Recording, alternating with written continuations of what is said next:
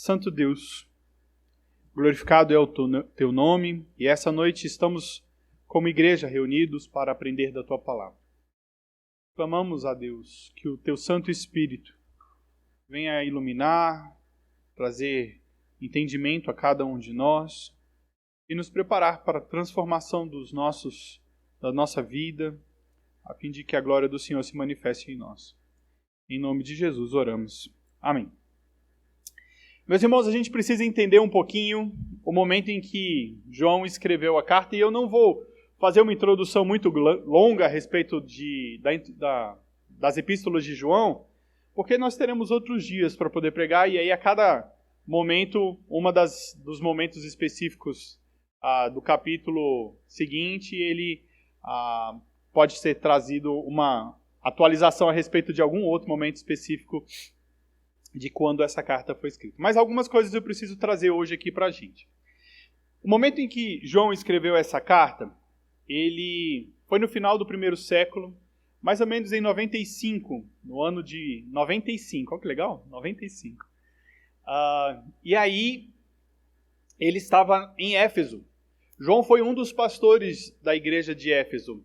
Logo depois de Paulo e Timóteo, João assume ali o pastorado daquela igreja. E algumas coisas estavam acontecendo no momento em que João escreve a carta. E tem um objetivo muito específico do porquê que ele escreve, pelo menos a primeira carta de João é onde eu vou me deter hoje aqui.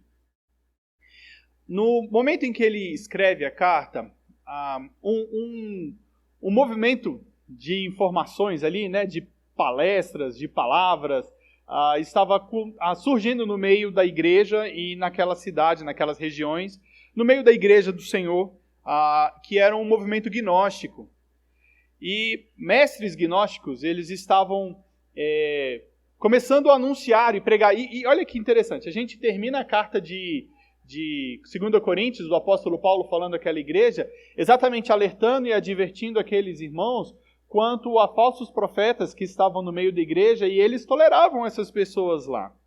E João aqui, ele não escreve especificamente para uma igreja, assim como o apóstolo fez para a igreja de Corinto, ou como ele o faz para Timóteo, ou para Tito, mas ele escreve aqui especificamente para como se fosse uma carta circular, e ela fosse distribuída e transitasse em todas as igrejas naquele tempo. E ali, então, um alerta era feito sobre essas mensagens ou essas palavras que os gnósticos estavam pregando ou anunciando ali no meio daquelas pessoas. E eles falavam especificamente sobre uma doutrina que eles anunciavam e pregavam, era a respeito da impecabilidade ali da alma, tá? Como se uma dicotomia fosse realizada muito específica do ser humano, em que o homem, ele é dividido em duas partes, em duas essências, ou duas matérias, né? A matéria, quando a gente fala corporal, e a espiritual e a alma dele. E nesse aspecto, quando ele faz essa distinção, ele coloca que a carne, ou o corpo, esse é corruptível, e esse é impactado pelo pecado. Esse sofre o pecado, ele deseja pecar, mas, em contrapartida, a alma se manteria pura. Ela não seria corrompida por causa do pecado. E assim, por mais que os desejos profundos do homem, e esse então desse vazão a eles, a alma permaneceria pura, impecável, né? Impecável é joia, e sem corrupção. Isso trazia várias consequências para a realidade ali, principalmente sobre um dos aspectos mais intensos, e aí é o que João apresenta, e ele confronta, e ele defende intensamente aqui na sua carta. Um dos principais temas ou doutrinas que é apresentada nas cartas de João é a cristiologia, ou quando a gente está falando sobre a doutrina de Cristo, tá? E aqui, o que impacta exatamente esse aspecto? Falar que a encarnação de Jesus Cristo, como 100% homem e 100% Deus, não era possível. e pensa um pouquinho de tudo que a gente já aprendeu sobre esse aspecto, de que a salvação e a redenção só foi possível porque nós identificamos e reconhecemos o Deus encarnado, Deus que se fez homem, o Deus que se humilhou, habitou entre nós, cheio de graça, e viveu no nosso meio, como diz o apóstolo Paulo em Romanos, e não pecou. Como o segundo Adão veio, e então, integramente e vivendo durante todos os seus dias, quando levado à cruz e ao madeiro, cumpriu cabalmente a exigência de Deus quanto ao pagamento pelos nossos pecados. E aí algumas derivações disso iam acontecendo. Uma delas era que Jesus, ele encarnou o corpo de Jesus. É até difícil de explicar, tá, gente? É como se Cristo, vamos pensar, Cristo é Deus e Jesus o homem carnal, tá bom? Só para explicar o que eles estavam apresentando. É difícil até para explicar, né? Porque a gente já tão defensor da doutrina de Deus 100% homem, 100% Deus. Então, beleza. Então, a gente tem como se Jesus nasceu homem, nasceu em pecado, e aí Cristo encarnou em Jesus apenas no momento de batismo, quando João estava o batizando. E ali, espiritualmente, ele fosse possuído por Cristo, ok? E na cruz, ele sendo crucificado, ele vai embora, porque ele não poderia conviver com aquele momento, com aquela situação. Tá? Então, essa era uma derivação, porque eles falam o seguinte, beleza, o corpo é corruptível, o espírito não é, então Jesus vem, assume o corpo, e ali em um momento específico ele atua como se fosse uma influência, e aí em um momento ele vai embora. Essa era uma derivação daquilo que eles falavam. Uma outra muito mais estranha era que Jesus não possuía corpo físico, palpável, de carne e osso, mas sim como um fantasma. Ele habitava e vivia no meio ali dos seus discípulos e cumpriu o seu ministério como um ser 100% espiritual e não tendo corpo físico. E olha, a gente pensa o seguinte, puxa, essas coisas foram acontecendo desse jeito e a gente precisa lembrar de algumas coisas. A gente está falando do primeiro século, aonde as concepções doutrinárias estavam sendo formadas e os princípios fundamentais da fé estavam sendo estabelecidos pelos apóstolos. E essas cartas que foram dirigidas à igreja tinham exatamente a função de orientar aqueles irmãos sobre qual era o procedimento adequado a ser vivido. Quando a gente às vezes para e pensa sobre o cenário pelo qual eles estavam vivendo, a gente fala assim, como assim, gente? Eles estavam sofrendo ou passando por essas coisas? Aí a gente precisa lembrar que eles não tinham o Novo Testamento fechado igual a gente tem hoje. E isso foi com o tempo que o Espírito Santo de Deus foi trazendo capacitação aos homens para que nós tivéssemos esse conjunto de obras que, inspirados por Deus, nos trazem edificação. Uma situação que vem decorrente disso ainda, em um dos primeiros concílios, era a questão de seguidores ali de Ário que negavam a encarnação ou a divindade de Jesus. Então, esse é o cenário que a gente tem, e essa doutrina estava sendo difundida no meio do povo. E eu queria que a gente parasse e pensasse um pouquinho sobre as consequências disso para a igreja. Pare e pense aqui um pouquinho para os irmãos ali, se eles pensassem, puxa, meu espírito não pode ser corrompido. Eu tenho a minha alma intocável. Nada do que eu fizer vai macular a minha alma. Em outras palavras, eles estavam dando um salvo-conduto para todo tipo de prática pecaminosa, em que as minhas ações, elas não poderiam marcar ou macular a minha vida ou impactar o meu aspecto de salvação, inclusive. Porque se a minha alma não possui pecado, está tudo bem. E é nesse momento que a gente chega. João, ele escreve essa carta para a igreja, para as igrejas ali naquele lugar, como se elas fossem circulando, como eu afirmei. Ela não tem um destinatário específico, e ela tem, além desse objetivo, diferente do Evangelho. O Evangelho de João, o Evangelho de Jesus que João escreve, ele tinha o objetivo de fazer com que os seus leitores soubessem quem Jesus era, sabendo quem Jesus era e o seu ministério, fossem alcançados por essa graça e salvos, então eles fossem. Esse é o objetivo. Aqui também nós temos uma outra função, que é confirmar a fé, que é trazer aos irmãos que estivessem lendo a carta confirmações a respeito da fé, da vida eterna e da salvação. Era afirmar, mais uma vez, a maneira adequada da fé.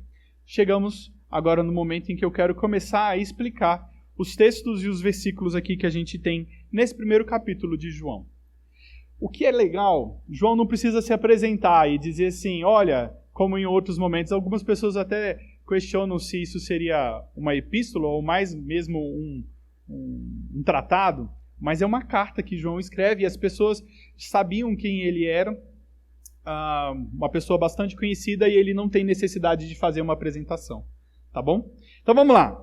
Chegamos no versículo 1, e esse texto ele começa com algo bastante interessante. Ele diz, não quem era no princípio, mas ele começa o que era, porque ele está afirmando aqui duas características específicas sobre o que era desde o princípio. E a gente está falando sobre Jesus, a pessoa de Jesus, ele como Deus, eterno, sempre presente, divino, e ali então com a Trindade, desde antes da fundação do mundo, a partir do Gênesis. Há uma similaridade muito grande entre Gênesis 1, João 1 e 1 João 1. É muito interessante, falando sobre o início de todas essas coisas. E quando ele fala o que era, ele traz duas coisas. Como eu falei, o primeiro é a respeito da própria pessoa de Jesus, e o segundo, que a mensagem que ele apresenta, e é isso que ele vai discorrendo neste capítulo, também eram desde o início. A gente precisa lembrar que Deus onisciente já sabia de todas as coisas, e ele cria um homem sabendo que o homem ia cair, e que sua mensagem, o evangelho, seria anunciado e pregado através de Cristo. O tempo, olha, e essa é uma mensagem frequente em João, o tempo, para nós, ele é um inimigo.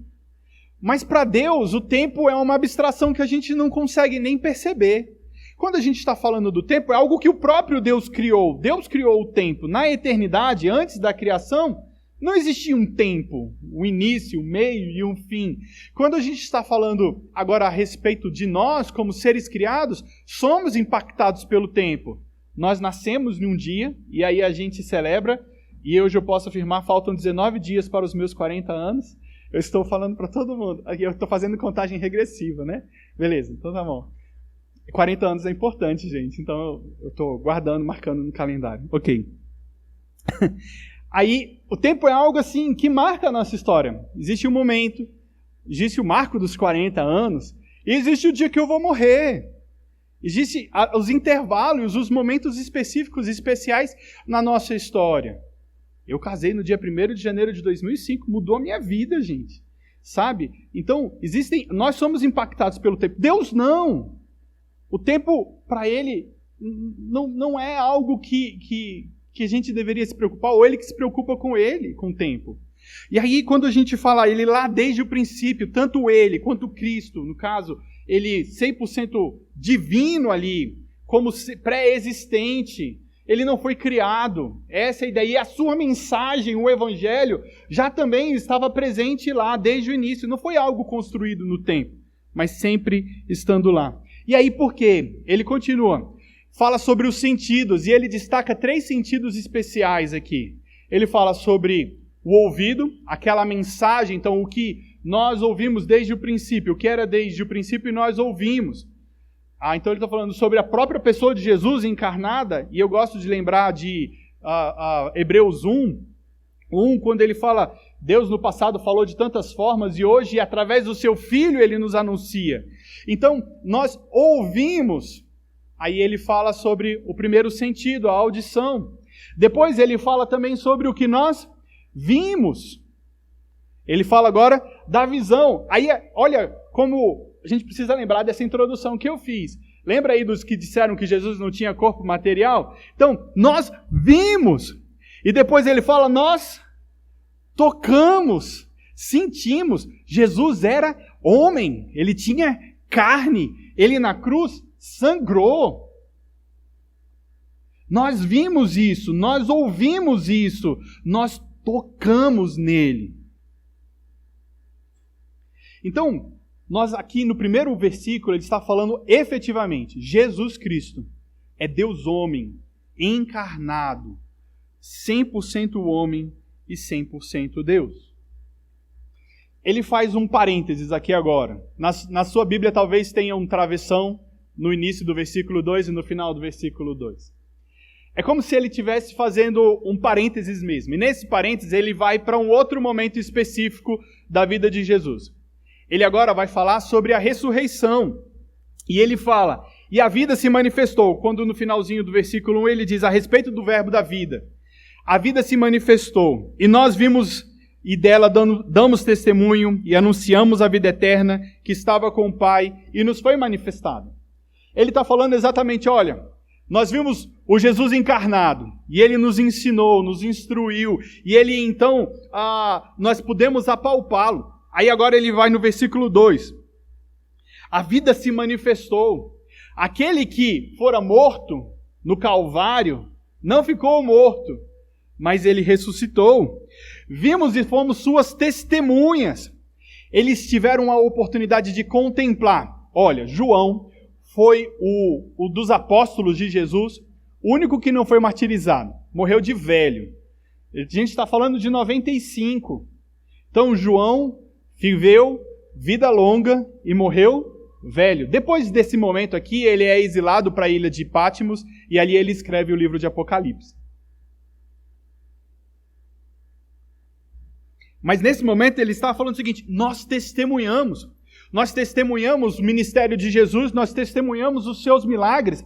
No evangelho que ele escreve, ele fala que aquilo que ele registrou a respeito do que Jesus fez é para que houvesse fé naqueles que estivessem lendo. E muitas outras coisas poderiam ser escritas, mas não caberiam nos registros. É maravilhoso ver isso quando João escreve.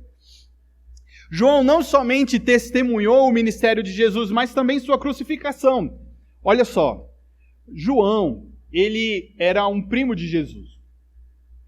E como parente dele, ele acompanhou Jesus, acompanhou Jesus ali, também primo de um dos oficiais, dos sacerdotes. E ali, no momento da crucificação, ele acompanha Jesus. Ele é o único dos apóstolos que acompanha a Via Crucis. Lembra quando ele, diante da cruz com Maria, e ali em uma das falas de Jesus, ele fala, filho, eis aí a tua mãe, mulher, eis aí o teu filho. E João, a partir daquele momento, leva Maria para cuidar dele. Ele acompanha Jesus. Então ele testemunha, ele é testemunha ocular da crucificação de Jesus. Outros apóstolos fugiram, mas João estava lá. Não só isso, mas quando na ressurreição de Jesus, eles ouviram Maria e as outras mulheres que foram ao túmulo, eles vão correndo depois do testemunho e chegam lá e aí encontram Jesus. E eles voltam e falam para as outras pessoas o que havia acontecido. Não só aí, mas em um outro momento no cenáculo, quando Jesus aparece no meio deles, e eles então contemplam suas mãos e os seus pés. João é testemunha. E os dias que Jesus continuou ministrando a eles, na pesca, quando Jesus encontra os seus discípulos pescando, ele chama, João estava lá. Jesus, quando é assunto ao céu, ele vai elevado ao céu, João estava lá. Então, ele é uma testemunha ocular do ministério de Jesus, e ele observando todas essas coisas, ele coloca, somos e damos testemunho. Ele está afirmando aquilo que ele contemplou, ouviu e aprendeu. Isso nós anunciamos a vocês. E qual que é o objetivo disso? Por que Jesus fez isso? Porque o nosso testemunho e aquilo que nós trazemos como anunciação para vocês é importante. Por causa do benefício ou do objetivo que Jesus ou que Deus planejou todo o aspecto redentor para nós como cristãos, que é a vida eterna. Muito legal a gente falar sobre vida eterna. A gente, quando pensa sobre isso, a gente talvez pare e pense somente num aspecto temporal, né? Nós somos, como eu comentei, impactados pelo tempo. Mas falar sobre vida eterna é muito mais do que falar sobre tempo. Não é viver para sempre. A gente não está falando sobre o aspecto temporal da vida, mas nós estamos falando sobre mudança de essência de vida. Aquilo que nos impactava e nos impacta hoje como seres humanos finitos e temporais, deixa de nos afetar, inclusive o tempo. As nossas limitações, enfermidades, sofrimentos, conflitos, dúvidas,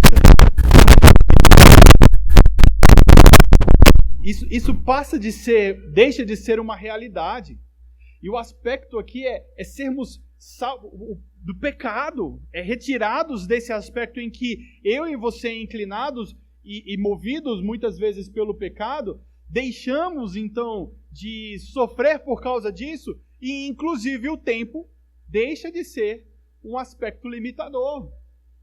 A gente não vai ter mais o limite do tempo como um obstáculo para glorificarmos a Deus, para vivermos para o Senhor, para nos relacionarmos como irmãos. Então, muito mais do que o tempo, é uma qualificação de vida. O aspecto de eterna é para trazer para a gente a concepção de muita vida. Muito mais do que vida. Muito mais do que vida. A gente não consegue nem entender isso direito, né? É o seguinte, vai dando uns nó na cabeça. Como assim? O que é muito mais do que vida? A gente só está acostumado com, às vezes até com sobreviver, né? A gente está aqui lutando dia após dia para tentar sobreviver. Muito, quem dirá viver, né?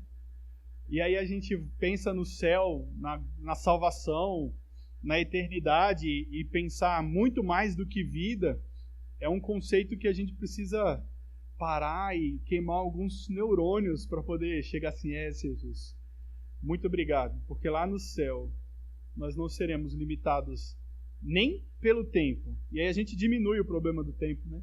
Nem pelo tempo. E João continua. Versículo 3.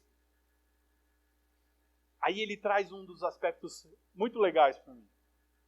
E que mexe bastante comigo, quando ele fala sobre a comunhão conosco. Ele está dizendo o seguinte, aquilo que nós aprendemos de Jesus, aquilo que nós ouvimos, fomos suas testemunhas, e aqui é uma continuação do versículo 1, tá? Então, quando tudo isso que a gente aprendeu do Pai, tudo isso que a gente observou dele, tudo isso que ele nos ensinou, ele nos mostrou como fazer. A gente precisa lembrar que Jesus foi o mestre por excelência. E ele instrui e apresenta para os seus discípulos a maneira excelente de vida, vivendo com eles. E uma das coisas que a gente mais aprende é por repetição. Você, como pai, deve perceber algumas coisas engraçadas que os seus filhos começam a fazer, porque eles copiam você. E aí agora a gente está vendo Jesus que conviveu, comeu, dormiu, andou, falou, ensinou, instruiu, disciplinou, advertiu os seus discípulos intensamente. Isso traz para eles uma conformação. Eles passaram a ser parecidos com Jesus, pensar como Jesus, agir como Jesus, refletir a Jesus nas suas ações. Então, quando ele está falando o seguinte, isso que nós falamos e nós aprendemos e estamos ensinando a vocês, é para que nós possamos ter comunhão, estarmos unidos como irmãos. Comunhão entre os irmãos. Meus irmãos, olha, a Bíblia fala muito sobre esse tipo de unidade ou esse tipo de relacionamento entre nós como povo, como igreja. E aí há um conceito, e isso inclusive está no nosso credo, quando nós o declamamos, ou quando estudamos ele, ou se você não conhece o credo apostólico, nós subscrevemos o credo apostólico, sugiro que você aprenda dele. Ele fala, creio na comunhão dos santos. Há um aspecto que vai muito além de um relacionamento entre amigos. Comunhão entre irmãos, e falamos entre irmãos, e aí é um aspecto muito legal, que há uma qualificação dessa comunhão, que é dos santos. porque nós estamos falando de pessoas que subscrevem a mesma fé. E nesse aspecto, nós temos um relacionamento que transcende muitas vezes laços sanguíneos. Nós, como igreja, e aí nós nos denominamos aqui como família, e nos relacionamos e falamos uns com os outros, e nós utilizamos o tratamento de irmão. Nós falamos, paz, irmão. Nós somos família. Nós estamos unidos em um laço, em um relacionamento, em um vínculo mais profundo que o nascimento, mais profundo que o ventre. Nós somos família em Deus, nascidos de novo pelo sangue do Cordeiro. Jesus como o nosso irmão mais velho.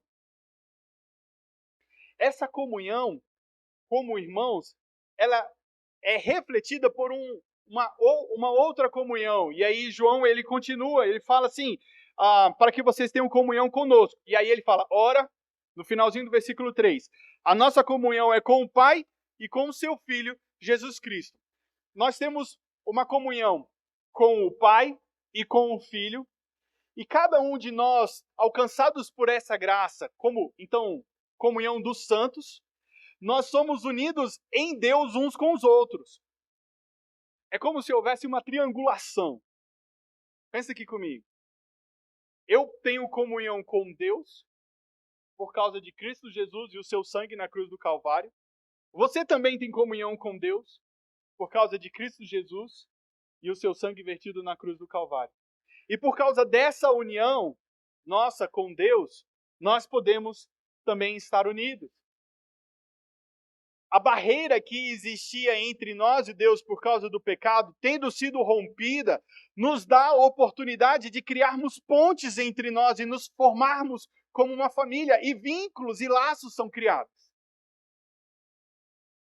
A grande diferença entre relacionamentos normais, vamos dizer assim, de amizades, laços fraternos, é que essa comunhão dos santos produz frutos espirituais.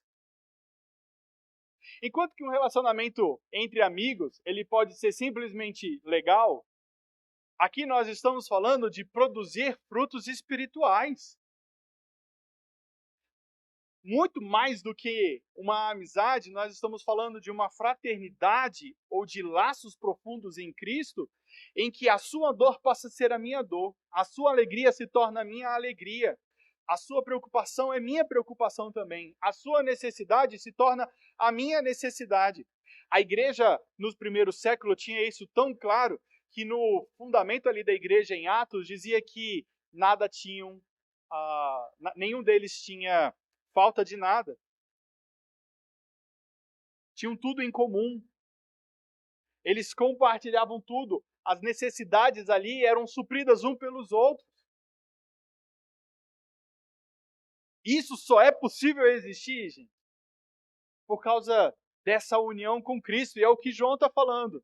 Nós queremos ter comunhão com vocês, e a nossa comunhão é com Deus e com Jesus. E aí essa comunhão ela é refletida nesse nosso relacionamento. E esses ensinos ele escreve, diz o versículo 4, para que a alegria fosse completa. Não há maior satisfação ver filhos na fé com sua fé confirmada. A ideia é que ele queria contemplar, puxa, vocês estão realmente caminhando na fé em Cristo Jesus, entenderam a mensagem que foi anunciada e estão unidos conosco, pensando concordemente em função do Evangelho. Vamos junto. E no versículo 5, ele começa agora a trazer um aspecto da mensagem que ele anuncia.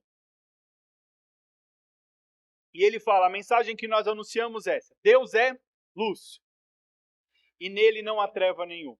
Deus é luz. João, ele possui uma característica nos seus escritos, e a gente vai perceber isso. Puxa, mas parece que o pastor já pregou isso naquele domingo tal, quando eu estiver falando talvez lá no capítulo 3 ou no capítulo 4. Mas João, ele possui uma estrutura escriturística que não é de círculo ou de repetição, mas como se fosse um espiral. Ele vai saindo e se concentrando em alguns temas. E ele faz afirmações breves breves afirmações teológicas. Deus é amor, Deus é luz, Deus é fiel, e ele faz esses tipos de afirmação. E aqui ele começa, a mensagem que nós anunciamos a vocês é essa: Deus é luz. Deus é luz. E olha, ele não está dizendo Deus contém luz, Deus é a fonte da luz, Deus, ele emana luz. Ele está dizendo Deus é luz, e nele não há treva nenhuma.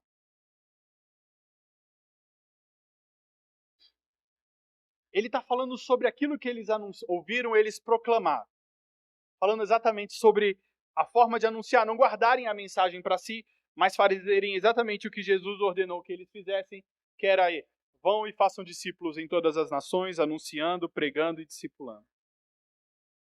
E ele fala sobre luz no aspecto de perfeição. Deus é perfeito, nele não há nenhum tipo de sombra, mancha, mácula, imperfeição. E olha a característica da luz, e ela é muito interessante. O pastor Marcinho até trouxe uma devocional aqui em um dos domingos, falando da luz, né, quando Jesus nasceu, e veio a luz do mundo e ela habitou entre nós. E ele no meio da caverna, sem luz nenhuma, querendo um vislumbre e um lampejo de iluminação para orientar. E aqui a gente percebe que a luz ela dissipa todas as trevas. A luz ela tem a capacidade de fazer com que você veja. Se nós apagássemos todas as luzes e o sol não existisse, nós não conseguiríamos contemplar, por mais que a minha capacidade de visão fosse perfeita. Eu não conseguiria enxergar, porque eu não tenho um ambiente com luz. E o Senhor, então, ele vem como a própria luz. E essa luz, ela expõe os nossos pecados. Uma das ilustrações mais vibrantes a respeito da cruz de Cristo é perceber que quanto mais próximos de Jesus e da sua cruz, nós nos aproximamos a partir da leitura da sua palavra, de oração, da exposição da palavra, da aplicação dela nos nossos corações, mais o meu coração é exposto, mais eu tenho os meus pecados e as minhas entranhas reveladas, e nesse sentido eu consigo compreender mais quem eu sou. E tendo a mim mesmo exposto e descortinado qualquer realidade a respeito de mim, eu tenho a oportunidade de me aproximar mais do Senhor em humilhação, em reconhecimento do meu pecado e clamar por Ele por perdão. Ele vem, não tem nada para o Senhor que é oculto, nada que pode ser escondido, nada que Ele não conheça. A ideia de luz aqui também, ela pode ser compreendida por entendimento. Ela é compreensão, conhecimento. O Senhor é a própria luz e nós podemos aprender dele. E nele, como diz o texto, não há nenhuma treva e ele não é preciso esconder nada. Tudo diante de Deus já foi revelado e exposto. João continua. Agora, ele já começa a expor os problemas doutrinários ou das heresias que estavam sendo difundidas naquela região e naquele lugar, naquele tempo, né? Ele fala, se dissermos que mantemos comunhão com ele e andarmos nas trevas, mentimos e não praticamos a verdade. Há um contraste entre palavras e ações. Enquanto que muitos daqueles grupos, muitos dos gnósticos ali daquele primeiro século, pudessem estar afirmando, olha, nós temos comunhão com Deus.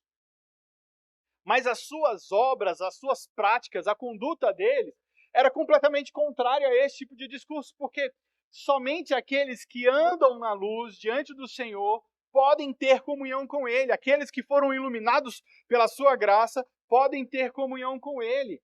E não há uma compatibilidade ou a possibilidade de eles, então, dizerem que estão andando com Cristo ou tendo comunhão com Ele e praticando as obras pecaminosas da carne e dando vazão aos seus próprios corações e desejos. Eles entendiam, como eu disse, que o seu coração, a sua alma era imaculada e eles não poderiam ter nenhum tipo de constrangimento por causa dos seus pecados praticados no corpo, porque um não influenciava o outro. E eles falavam, olha, eu tenho comunhão com Deus, meu espírito tem comunhão, ele é elevado. E olha, percebe um aspecto, às vezes, até místico, que você pode perceber, às vezes, num colega de trabalho, às vezes até mesmo de um crente, de achar o seguinte, não, eu tenho comunhão com Deus, e meu coração é bom, meu coração é bom. E aí a gente depois percebe ele fazendo um monte de outras coisas, mentindo, trapaceando, sonegando, atravessando sinal vermelho, sabe? Você vai colocando coisas no coração que aquilo ali vai corrompendo a sua prática diária e macula o testemunho do Evangelho. Não há uma compatibilidade entre aquilo que ele fala e aquilo que ele faz. Ele é completamente aqui como um hipócrita. Eles separavam aquilo o falar do fazer. E uma das versões, a nova tradução da linguagem de hoje, ele fala o seguinte, ele fala, e ele então mente com palavras e ações. As ações deles expunham exatamente a falsidade da declaração de dizer que tinham e mantinham comunhão com Deus. Esse era um dos problemas que aqueles irmãos estavam enfrentando com as heresias dos gnósticos naquele momento. E aí João faz sempre paralelos. E agora, quando de uma expressão negativa, ele traz um aspecto positivo. E ele faz, então, se andamos na luz, diz no versículo 7, se andarmos na luz, como ele está na luz, mantemos comunhão uns com os outros e o sangue de Jesus, seu Filho, nos purifica de todo pecado. Maravilhoso esse versículo. Se andarmos na luz, como ele está na luz, mantemos comunhão, primeiro, uns com os outros, porque a gente já viu o aspecto triangular aqui da comunhão. E o sangue de Jesus, seu Filho, nos purifica de todo pecado. Andar na luz é um ato contínuo. Ele está falando, se andarmos na luz, é um ato contínuo.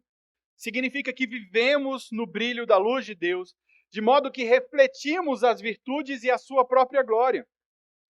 Se andarmos na luz e temos comunhão com Deus e uns com os outros, percebemos que os nossos pecados desapareceram. Ele diz, e o sangue de Jesus, seu Filho, nos purifica de todo pecado. Jesus, ele nos purifica e nos apresenta a si mesmo como igreja gloriosa, sem mácula, sem ruga, nem coisa semelhante, porém santa e sem defeito. Essa é a obra de Deus nas nossas vidas como igreja. Nós então passamos a estar diante de um Deus como se jamais tivéssemos tido pecado, porque essa é a ação de Jesus nas nossas vidas. O Filho de Deus nos purifica quando, depois de termos caído em pecado, vamos até Ele e buscamos a remissão. Nós nos apresentamos diante dEle, arrependidos e com os nossos corações contritos, e clamamos por perdão. O pecado, e esse texto aqui ele está falando exatamente sobre pecado também, esse capítulo, pertence ao mundo e ao mundo que jaz nas trevas, e não pode entrar na esfera de santidade. Deus, assim, então, deu o seu Filho para morrer por nós aqui na terra. E por meio da morte de Jesus, o texto diz, e o sangue de Jesus, seu Filho, apontando para a obra redentora de Cristo Jesus na cruz do Calvário, ele vem e remove o pecado e a culpa do ser humano para que este possa ter comunhão com Deus. Nós estamos falando de redenção, de reconciliação, de podermos falar com Deus e deixarmos de ser inimigos de Deus e passarmos agora a um processo de reconciliação e filiação. Agora, nós fazemos parte mais uma vez da família de Deus. E o sangue de Jesus, seu Filho, nos purifica de todo pecado. Há um processo, andarmos na luz, reconhecermos o nosso pecado confessarmos e nos reconciliarmos com Deus e percebemos que diante dele nós somos apresentados constante e regularmente como igreja santa e imaculada pelo grande poder de Cristo Jesus. Uma das afirmações, como a gente estava dizendo, era da ausência do pecado que aqueles mestres gnósticos apresentavam e falavam no meio da igreja. E a gente tende, e você pode falar assim, poxa, aqueles homens eram muito maus, né? Ou arranjavam desculpa para continuar o seu pecado ou viver na prática do pecado. Eles usavam esse tipo de argumento. Mas se você for sincero, você vai dizer o seu próprio argumento para poder permanecer no pecado. Ou a maneira como você racionaliza as suas ações para poder permanecer no pecado. Mesmo sabendo que muito daquilo que nós pensamos, falamos, sentimos, agimos ou deixamos de fazer é pecado. A gente tenta se convencer disso. E eles também estavam tentando se convencer disso. Ao ponto que eles chegavam e falavam o seguinte: não temos pecado. Diz no versículo 8: se dissermos que não temos pecado nenhum, a nós mesmos nos enganamos e a verdade não está em nós. A gente, dominicalmente, temos no momento da nossa liturgia um tempo separado para a confissão de pecados. E muitos de nós, nesse momento, oramos parecido com isso. Senhor, perdoa todos os meus pecados. Mas às vezes você não tem nem coragem de parar e pensar um pouquinho. Quais são os meus pecados que eu preciso confessar? Quais são os pecados nesse momento que eu estou arrependido e estou pedindo diante do Senhor por perdão? A gente sabe que é pecador, mas a gente lida com o nosso pecado como se fosse algo tão normal, algo tão, sim, da nossa vida mesmo, que deixa de nos incomodar ou nos trazer dor, aflição. Gente, Davi, quando ele foi confrontado com o seu pecado, ele estava doente. Ele adoeceu.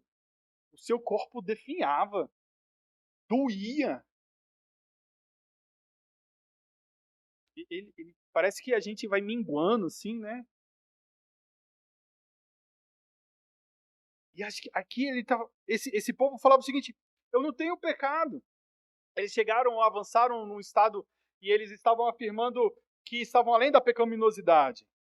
Eles eram perfeitos, estavam um alvo maravilhoso de ser observado e seguido. Era esse a mensagem que eles estavam pregando ali naquele lugar e João estava confrontando aqui. João ouve essa afirmação daquelas pessoas dizendo que eles não tinham pecado. E aí ele responde: vocês estão se enganando. E olha, aqui ele está falando, não é um pecado específico, mas se você afirma que não tem pecado, que você não é alguém pecador, que você já está no estado de perfeição, você está se enganando. Isso daqui é sério ao ponto da pessoa não ter condição de fazer o quinto pedido da oração do Pai Nosso. Você lembra qual é? Perdoa as nossas dívidas. Perdoa as nossas ofensas. Ou como Salomão, ele lembra muito bem em Provérbios 28:13, diz: o que encobre a sua transgressão jamais prosperará, mas os que a confessa deixa alcançará misericórdia. É a dificuldade de reconhecer a sua realidade e a sua condição de pecado. Não sei se você já viu, isso acontece muito com um adulto também, mas às vezes a criança lá, expondo a sua realidade e a natureza caída e pecaminosa, faz alguma coisa e o pai chega e fala o seguinte: pede desculpa, pede perdão para o amiguinho, fala lá com ele, vai lá se reconciliar. Ele duro, com o coração ali fechado, não pede, não fala, não vai buscar, não falar com o amiguinho, não pede perdão. Você dá uma chinelada, 2 chineladas, 3 chineladas, assim, sabe? É mostrando e expondo a nossa natureza e a nossa condição como pecador. E aí, às vezes, a gente, como adulto, faz do mesmo jeito. Não, eu não fiz nada errado. quando confrontado pelo seu pecado, com uma ação, fala assim, não fiz nada errado. Você que está errado de achar que eu fiz alguma coisa errada. O negócio ainda vira para o outro lado, né? Não, eu estou mostrando aqui na Bíblia, olha só, isso, desse jeitinho aqui, você está fazendo isso? Tô. A Bíblia está dizendo que não é para fazer. E aí? Não, pastor, veja bem. Sabe como é que é? E aí a gente tenta justificar e racionalizar o nosso pecado. E Jesus vem com graça, como nós cantamos agora há pouco, e ele fala, se confessarmos os nossos pecados, ele é fiel e justo para nos perdoar os pecados e nos purificar de toda a injustiça. Há aqui 3 aspectos fantásticos nesse versículo. Uma condição, uma segurança e o cumprimento de uma promessa. A condição é se nós confessarmos. Presta atenção porque nós temos esse momento específico aqui na igreja para contrição. E a gente chama de um momento de contrição porque é um período onde você tem a oportunidade de olhar para o seu coração, perceber-se como pecador, arrepender-se do seu pecado e contrito se colocar diante do Senhor, arrependido e clamar por perdão. Se você usa esse momento apenas como um período ritualístico e dizer o seguinte, Senhor, eu fiz a minha oração de confissão e eu confessei todos os meus pecados. Com uma única palavra. E eu me arrependi rapidamente de todos eles. Mesmo não sabendo quais são. Eu estou arrependido. E eu sei que o Senhor me perdoa. Gente, eu até acredito que Deus perdoa, sabe? Mas eu acho que há pouca transformação na sua vida, porque você não teve um arrependimento real, verdadeiro, sincero. A sua situação e posição de contrição ali é muito mais exterior, com cabeça baixa, do que o seu coração prostrado diante de Deus. Então, se confessarmos, isso está trazendo a mim e a você a compreensão de que eu tenho pecado, que você tem pecado, que você sabe quais são eles. Aqui não há uma palavra no singular de dizer perdoar o meu pecado, o pecado. Não, perdoar os pecados. Eu e você ainda somos inclinados para a nossa natureza pecaminosa e corrompida. Nosso corpo ainda nos inclina para isso, nosso coração nos inclina para isso, a nossa mente nos inclina para isso. Nós enganamos, trapaceamos, cobiçamos. E esses são nomes de alguns dos pecados que a gente precisa diante de Deus afirmar e confessar. Nós temos aqui ainda nesse versículo uma segurança, e ele fala, ele é fiel e justo. Deus cumpre aquilo que ele prometeu, mas tem uma exigência que, a exigência para o perdão é que nós o confessemos. Então, se eu confesso no condicional, eu recebo a afirmação do perdão porque ele é fiel. Ele vai cumprir a sua palavra. Ele não vai me desamparar. Eu sei que se eu arrependido confessar os meus pecados diante de Deus, eu tenho perdão. E o cumprimento nos perdoará e nos purificará. No texto original, a ideia aqui não é no futuro, mas é um aspecto contínuo. Ele fala o seguinte, de que Deus de fato perdoa e purifica e esquece de uma vez por todas o pecado confessado, arrependido e perdoado. Há uma transformação no nosso coração. E isso é um processo contínuo de crescimento. Falar sobre pecado, teve um dos nossos pequenos grupos da mocidade, um dos jovens trouxe uma situação, citando uma das mensagens do reverendo Augusto Nicodemos, falando o seguinte, a questão do pecado, muitas vezes, é a frequência. Imagine você fazer uma viagem de carro, eu já acho que eu até comentei isso aqui, fazer uma viagem de carro daqui a Fortaleza, aproximadamente uns 3.000 quilômetros, 2.000 e poucos quilômetros. Você talvez fizesse essa viagem em 2 dias, 3 dias, dependendo da quantidade de paradas que você fizesse. Mas se a cada 100 quilômetros o seu pneu furasse, talvez você demorasse um tempão para poder chegar em Fortaleza. Na nossa jornada também é assim. Às vezes a gente está recaindo no mesmo pecado porque um arrependimento verdadeiro não aconteceu no nosso coração. A gente não foi ainda constrangido com essa realidade do pecado ao ponto de fazer com que ele seja abandonado na minha vida. E eu, com uma frequência muito grande ainda, eu volto a cair no mesmo tipo de pecado, na mesma situação. Há alguns pecados ou algumas situações nas nossas vidas que você não vai conseguir sozinho. Você vai precisar de ajuda. E muitas vezes por constrangimento, por vergonha, você está aí nessa luta diária sozinho e a gente esquece do quê? Que nós, como igreja, estamos aqui como santos, no aspecto de separados, não de perfeitos, em comunhão. E uma das responsabilidades que nós temos aqui na mutualidade de uns aos outros é de ajudarmos uns aos outros.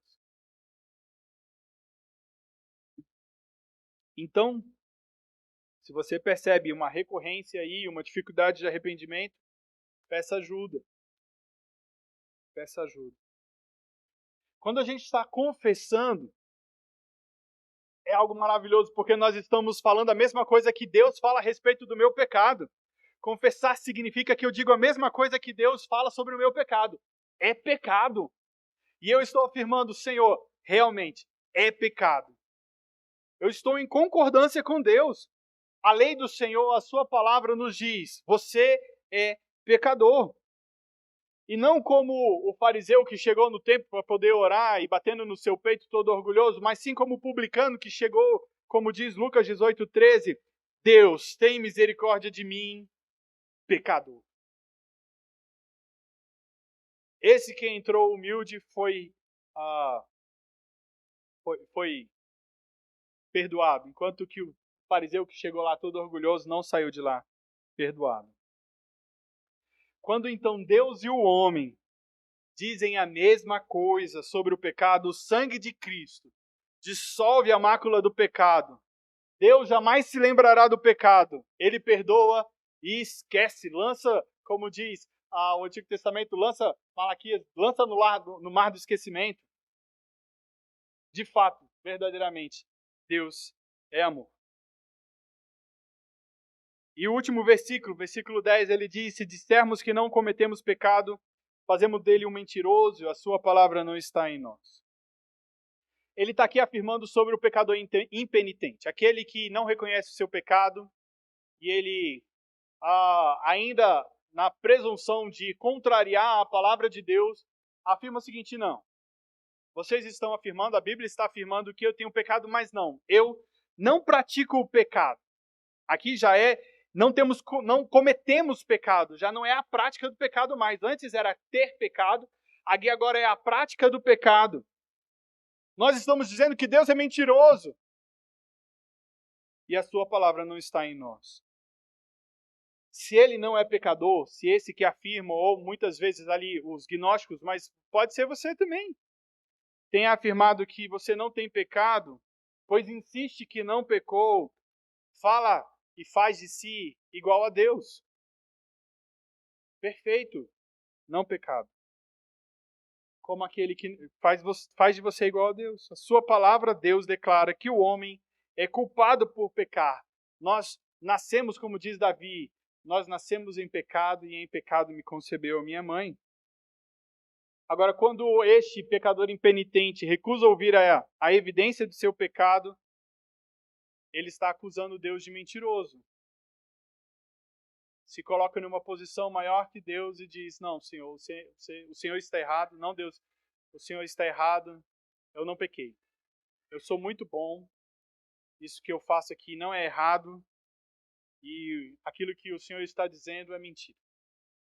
É isso que João está dizendo aqui no versículo 10.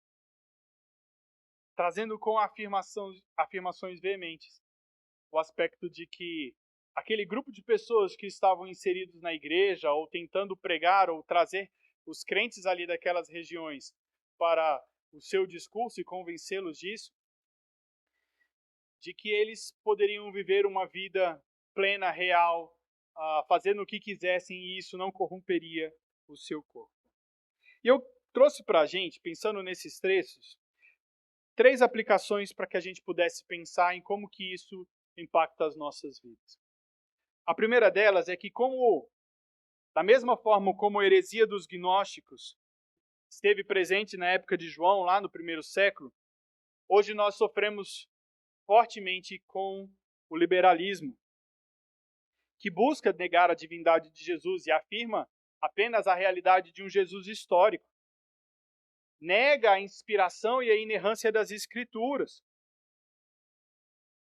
E nesse aspecto, eles tiram a autoridade das Escrituras e trazem mais uma vez argumentos, e quaisquer que sejam eles, para poder autorizar práticas pecaminosas ou ações que dão vazão ao meu próprio desejo, ao meu próprio coração. E como o pastor Márcio, ele falou bastante no último domingo sobre essa ideia de um liberalismo suavizado, em que a gente vai permitindo que o mundo seja introduzido dentro da igreja, em que coisas do nosso dia a dia e a gente não percebe mais como pecado e não nos espanta mais. Não nos faz agora arrependidos, contritos, colocarmos os nossos corações diante do Senhor e clamarmos por perdão. A gente vai permitindo que isso venha assumindo espaços no nosso coração. E a gente vai elegendo pecados de estimação. E a gente acha até ruim falar sobre isso. Puxa, o pastor está falando sobre pecado? Sim, eu estou falando de pecado. Falo de avareza, falo de soberba, de luxúria, de egoísmo.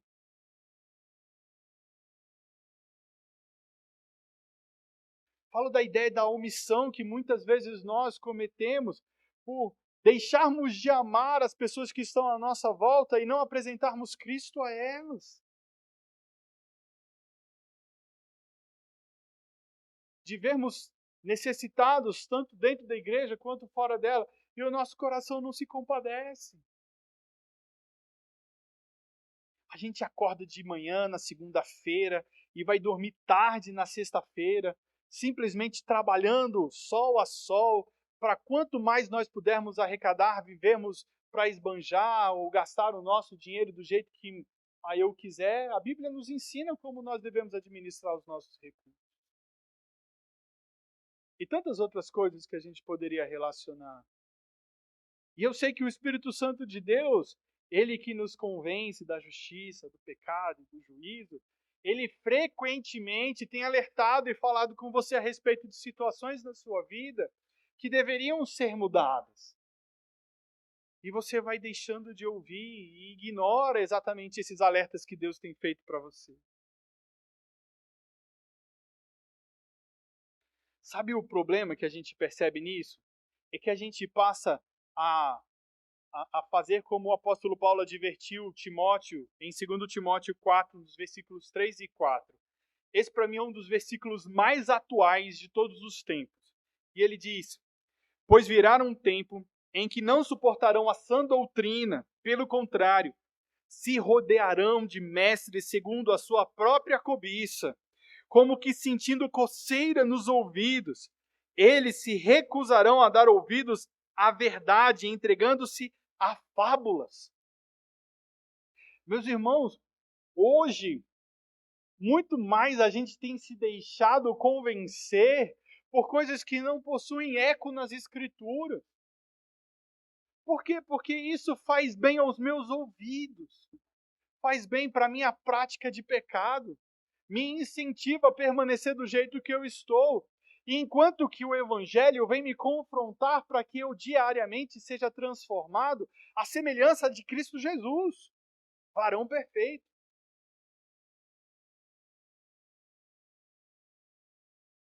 Então a gente precisa estar muito atento àquilo que nós estamos dando ouvidos. E sermos criteriosos com aquilo que nós damos atenção. Nós, assim como o apóstolo Paulo advertiu a igreja de Corinto, há uma necessidade clara, real e pronta de rejeitarmos essas mentiras que estão sendo apresentadas com uma roupagem de verdade e muitas vezes, por causa de uma eloquência, tem convencido até os cristãos, como diz a própria palavra de Deus, que nos últimos dias até mesmo os eleitos dariam ouvidos. Precisamos estar muito atentos com isso que tem sido falado nos nossos dias sobre uma roupagem de verdade para que estejamos sempre alertas à luz do Evangelho e não permitirmos que isso nos convença.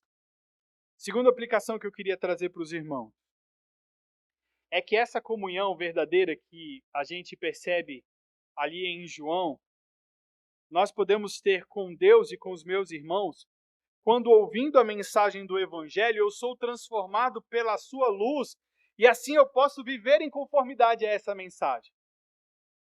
Literalmente, o que eu quero dizer aqui, comunhão com os cristãos, comunhão entre os irmãos, só é possível entre os salvos, entre aqueles que foram separados, entre os santos.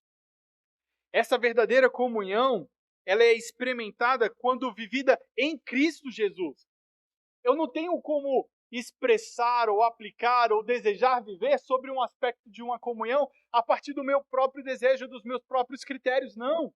Algo que nos traz uniformidade de pensamento é a palavra de Deus. Você pode gostar mais de uma cor, enquanto eu gosto de amarelo, você pode gostar de qualquer outra cor. Não tem problema, mas quando a gente está falando do Evangelho, a gente tem que concordar. Isso nos traz unidade. Isso nos traz coesão. Isso nos faz ter tranquilidade em dirimir dúvidas um contra o outro, ou quando situações são controversas perto da gente, a gente para e pensa o seguinte, beleza, o que a Bíblia fala sobre esse assunto? O critério é as Escrituras. Não é o que eu gosto, não é o que você gosta, não é o que eu acho, não é o que você acha, mas sim as Escrituras. E quanto mais conformado pela palavra de Deus eu for, transformado por ela eu estiver, mais a gente vai andar junto. Mais nós vamos viver em comunhão com Deus e uns com os outros. E por último, como um pecador regenerado, nós somos inclinados ainda para o pecado.